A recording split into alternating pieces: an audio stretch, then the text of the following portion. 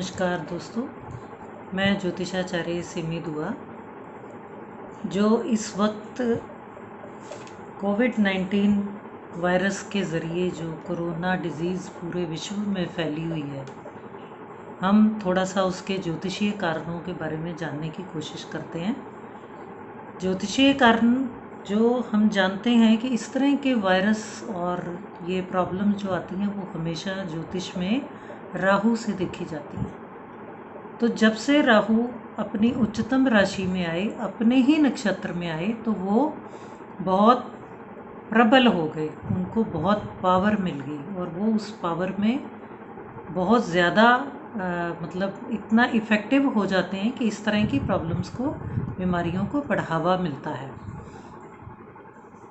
अगर हम भारत की कुंडली पे चर्चा करें तो वृष राशि की इसका लगन है और राहु इसके लगन में ही बैठे हुए। तो और जो ट्रांजिट के राहु हैं वो द्वितीय भाव में यानी जेमिनी राशि में नेटल मंगल के ऊपर गोचर कर रहे हैं। तो पहले तो ये दोनों अशुभ हो गए और उसके सामने अष्टम भाव में शनि और केतु का जो गोचर है वो और ज़्यादा सोने पे सुहागा, क्योंकि शनि की अंतर्दशा भी भारत की चल रही है और शनि केतु और सेकंड हाउस में मार्स नेटल मार्स और ऊपर से राहु। तो ट्रांजिट इस तरह का ट्रांजिटरी पोजीशन बनी कि ये कुछ ना कुछ ऐसा इंडिकेट कर रही थी। और राहु अपने ही नक्षत्र में जब भी होते हैं तो वो बहुत प्रबल होते हैं, बहुत पावरफुल हो जाते हैं। तो जब तक राहु इस अपने ही नक्षत्र में रहेंगे, इस बीमारी का उच्चतम रूप जो है वो हमें देखने को मिला, जो अब तक चल रहा है। अब जब राहु के नक्षत्र से निकलकर अगले नक्षत्र में यानी मंगल में, जेमिनी में अगला नक्षत्र इनका, क्योंकि राहु उल्टी चाल चलते हैं तो राहु के बाद मंगल का नक्षत्र आएगा। तो मंगल के नक्षत्र में जब आएंगे तो क्या ये स्थिति सुधरती है?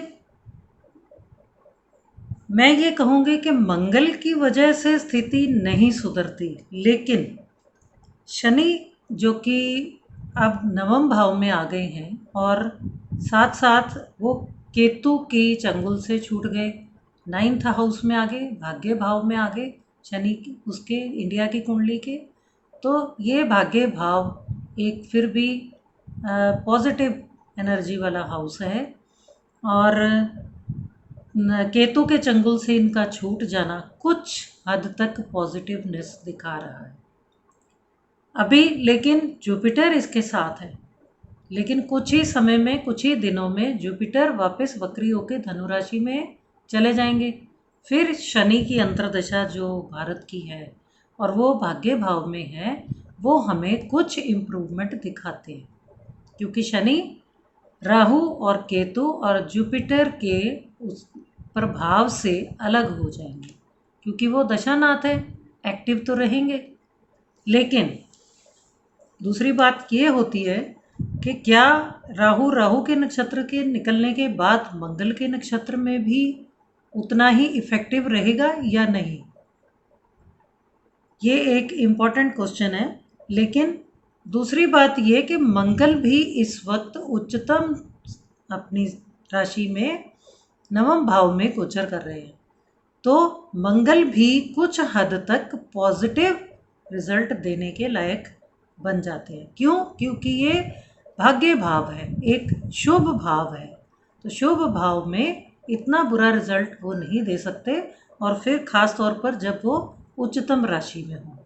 इसके बाद मंगल इसके इंडिया की 10th हाउस में दशम भाव में पहुंच जाएंगे, कर्म भाव में पहुंच जाएंगे। तो होगा क्या? तब तक कोई ना कोई दवा तैयार होने के लिए रेडी हो जाएगी। मंगल के नक्षत्र में आकर राहु का जो प्रबल प्रभाव है कुछ कम हो जाएगा, लेकिन हम ये नहीं कह सकते कि वो पूरी तरह से सब कुछ ठीक हो जाएगा। हाँ, इम्प्रूवमेंट ज़रूर आएगी, लेकिन कुछ ना कुछ इफ़ेक्ट उसका तब तक भी रहेगा। और जब राहु जब तक राशि नहीं बदल लेते, यानी वो जेमिनी से टॉरस में नहीं आ जाते, तब तक इसका इम्पैक्ट रहना लाजमी है। बाकी ईश्वर की इच्छा, हमें सबको भगवान से प्रे करते रहना चाहिए, उनकी शरण में रहना चाहिए, उस पर आस्था रखनी चाहिए, उन पे विश्वास रखना चाहिए, ताकि हम इस बीमारी से निजात पा सकें।